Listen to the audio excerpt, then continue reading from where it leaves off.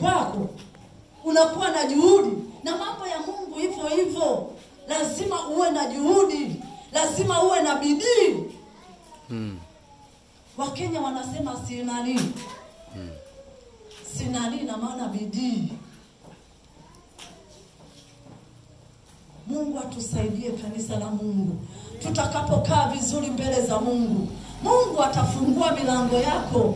Mungu atainua uchumi wako. Mungu atainua ndoa yako. Mungu atawatunza watoto wako. Hata kama yako makana ya simba yanawanyemelea, Mungu atawaficha, kwa sababu umeamua kukaa magotini pake, kwa sababu umeamua kumlingana Mungu. Lazima Mungu akutetee, lazima Mungu akupiganie.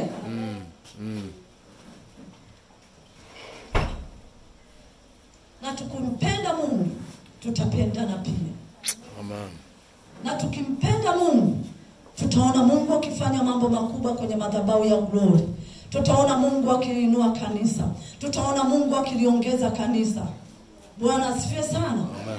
Mungu hategemei kuliinua kanisa kwa ajili ya mtumishi mwingine kutoka mahali pengine, hapana. Mungu ataliongeza kanisa kupitia mimi na wewe. Wana Glory ambao tunapigwa usiku na mchana, ambao baba utakuta anakosa usingizi. Saa 8 za usiku utaona anasema, baba, mama ninaondoka. Namwambia baba, Mungu akutunze, Mungu akulinde. Analia kwa ajili ya kanisa, anaomba kwa ajili yako na kwa ajili yangu, analia kwa ajili ya taifa. Anatamani kuona wana Glory wafike, kuna mahali ambapo anatamani wafike.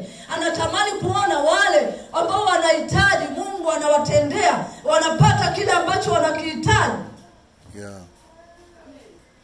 Hatuji wapendwa kupoteza muda, au hatuji kuonekana. Tunakuja kwa ajili ya kumtumikia Bwana, kwa sababu tunampenda Yesu. Tumekubali kuacha vyote, tumekubali kuacha dunia.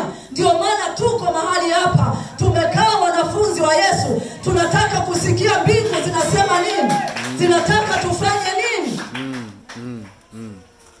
Bwana asifiwe sana. Amen.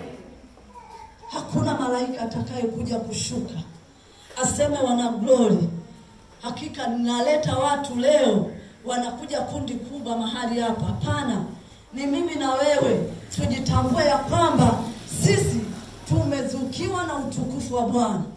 Hebu nisomee, tulisoma kwenye kitabu cha Isaya 60 na sura ya 1 na ule mstari wa 1. Naomba unisomee ule mstari wa 7 mpaka wa 11.